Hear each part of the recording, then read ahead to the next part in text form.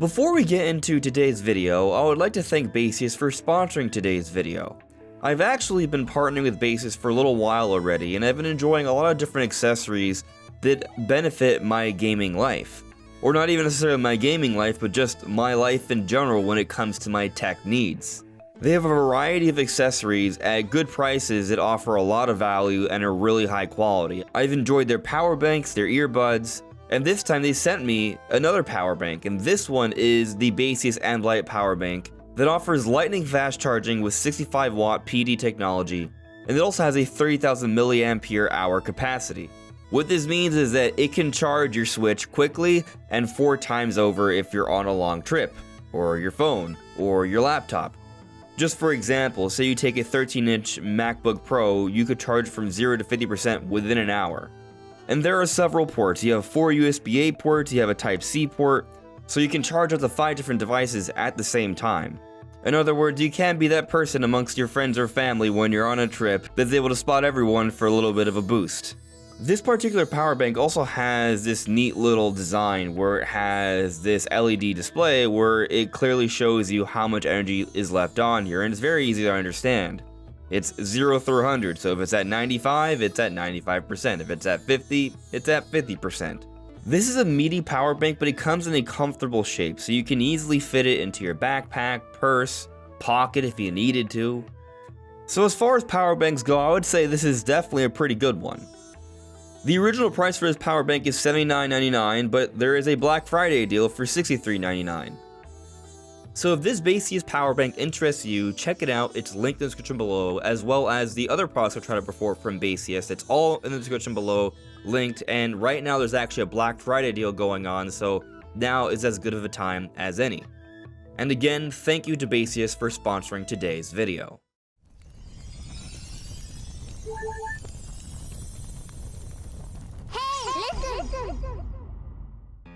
Welcome everyone, this is Andre's Restart.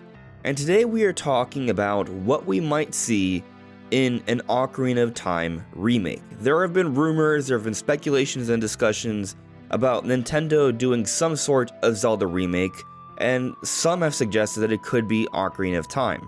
And while this idea of an Ocarina of Time remake has been something that I've speculated on for years, more recently we've been talking about it in more detail. And a lot of you may have noticed a lot of different venues and sites and channels talking about an Ocarina of Time remake in one way, shape, or form. There's different fan videos and homages to its 25th anniversary. I think that's one of the big reasons why a lot of people are talking about it now, is simply to celebrate the 25 years of Ocarina of Time's existence since its initial release.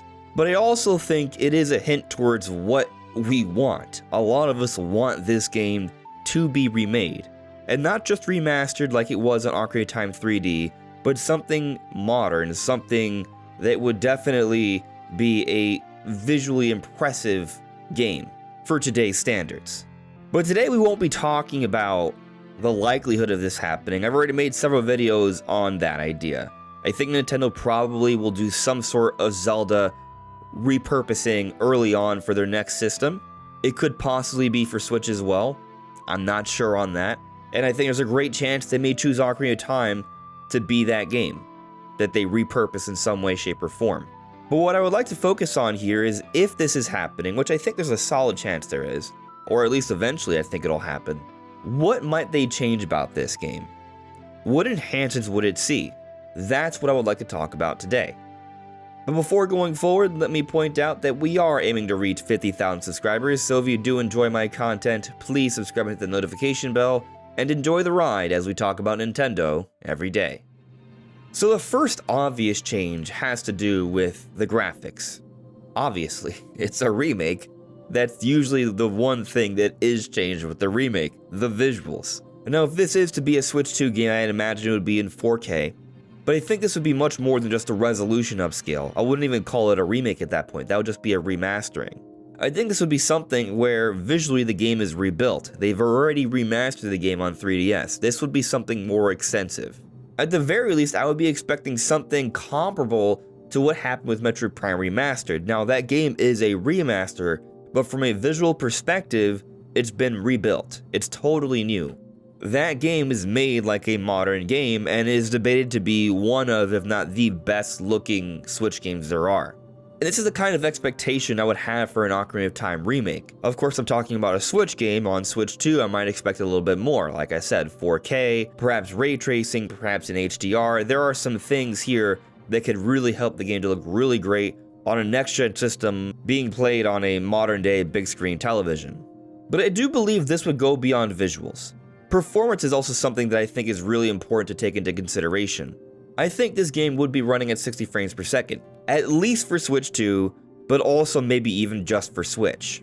So firstly, in the case of it being potentially a Switch 2 game, we did hear about the Gamescom tech demo showcasing what the Switch 2 could theoretically do, and the specs would be able to run Breath of the Wild at 4K, 60 frames per second, with basically no load times.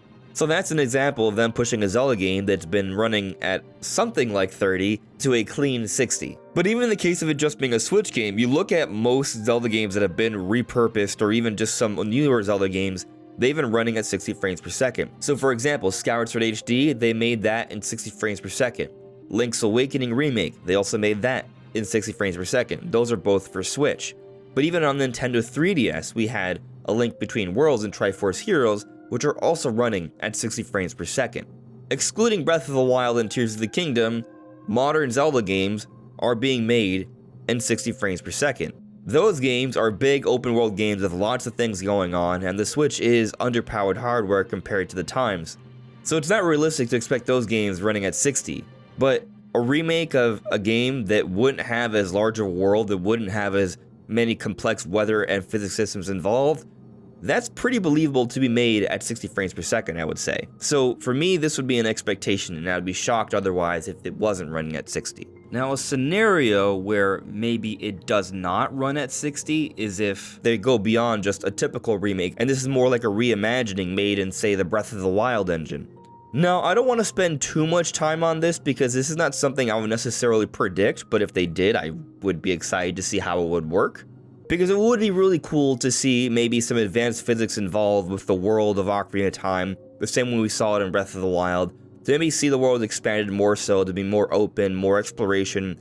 That would be exciting to see, and that would basically make it almost like a totally new game, which is why I don't really expect that kind of thing. I think this would be meant to be something to tide us over until the next big major Zelda game, and it wouldn't be the focus of the mainline Zelda team. But I'll mention it here because it is possible, and it definitely would be exciting. Now, I will say there could be some subtle changes that wouldn't require a significant development effort. Maybe they could bring in the weather system, for example, and maybe there could be some elements to the world that are a little bit more interactive. And you can light them on fire, and it can spread kind of like the way it does in Breath of the Wild and Tears of the Kingdom. Little things like that, maybe they could put in there that could make the world a little bit more interesting. But again, I wouldn't expect a full-blown redoing of the game as if it was the next Breath of the Wild or Tears of the Kingdom. But something else I would expect is the reduction of load times. So you wouldn't necessarily see a loading screen in any of the versions of Ocarina of Time, but say you go between one area and another, it would blacken out for a brief moment and we go into the next section. That would be the game loading. In this scenario, I would imagine that perhaps they could do something where you just walk into the next area where there is no loading, it's just a seamless stroll in there. I could see something like that. And I feel like that's a little bit more conceivable than expecting the world to be totally redone into something totally open and even open air. But given that this would be a remake, visually they would want to make the world look natural. So I think there would be a lot of elements that would be changed around. The way the tunnels are shaped, they might make it look like something more organic, like just a series of trees that you can walk through. There could be different changes like this visually that could help the world to feel more believable while also opening up so there's no loading screens in between the different sections. I think that would make the world a little bit more immersive and many would appreciate it. Now going beyond that, I would expect all the changes we've seen in Ocarina of Time 3D to be retained in this game as well, or to some extent. So the motion control as an option, I think that should be there. The little hint videos, I think that should be there. Improved animations, that should definitely be there as well. The minor modifications to dungeons and such to improve the flow of gameplay, that's totally fine too. And even the Master Quest that they've added when you beat the game, you can access the Master Quest, which has a remixed placement of enemies and puzzles and such, so the dungeons feel a little bit different. You take double damage, the world is mirrored. That is definitely something that should be there, and I would argue should even be made available right from the get-go. You have to beat the game in Ocarina of Time 3D to have access to this special version of Master Quest. I think it should be something made available right from the get-go. Like Wind Waker and Twilight Princess HD, you can just access hero mode right from the beginning. This should be the same. Now, another change I would expect is access to a free camera, so being able to use that right stick to move around how you look or about the world. This is something that was added in Skyward Sword HD and was actually something that was even added to Majora's Mask 3D. And this would definitely add to being able to observe and appreciate the remade world a lot more. But going back to just the world being remade, while we did talk about the visuals getting improvements, I think there are some areas that would definitely be redone significantly. And what I mean by that is, there were areas in Ocarina of Time that weren't made in 3D, or at least not full 3D. I think for the remake, that would absolutely be the case. Take, for example, Castle Town. That entire environment would be rendered in full 3D, and you could explore it fully and look about it fully. That would make it a lot more interesting to play through. And now for some of the final changes, I do expect the story to be told a bit differently this time. You take, for example, Super Mario RPG. That game, they added fully rendered CGI cutscenes that really add a lot more to the world. I think an Ocarina of Time remake would also get something like this, if not more so. And I don't mean CGI, by the way, just an emphasis on the cutscenes. I would even venture to guess that there would be voice acting.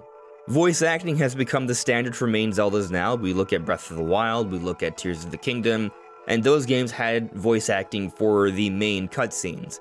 And that's sort of what I'm thinking for this game. Whenever they do the cutscenes, they will be redone, they will look amazing, but there will be voice acting. But also something else I would kind of think that there may be would be some subtle details added to the world, be it a painting or some extra little lore details in a book you could read or something like this, that may make a reference to other games in some way, shape, or form to help to contextualize Ocarina of Time within the lore of all the new Zelda games, including maybe even Breath of the Wild and Tears of the Kingdom. What might that be exactly? It's hard to say, and the way it's usually done with the Zelda team, it's not going to be done in a way that makes it clear-cut. It's just going to add more fuel to the fire of this speculation and debate about where the different Zelda games take place and what fits and what doesn't. But nonetheless, I still think something would be added to make things a bit more interesting.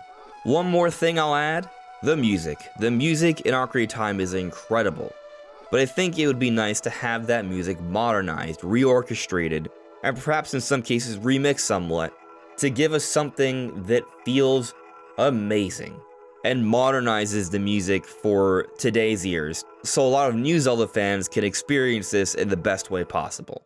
Before we close out here, I will mention a couple things that I would like to see, but I don't expect to see.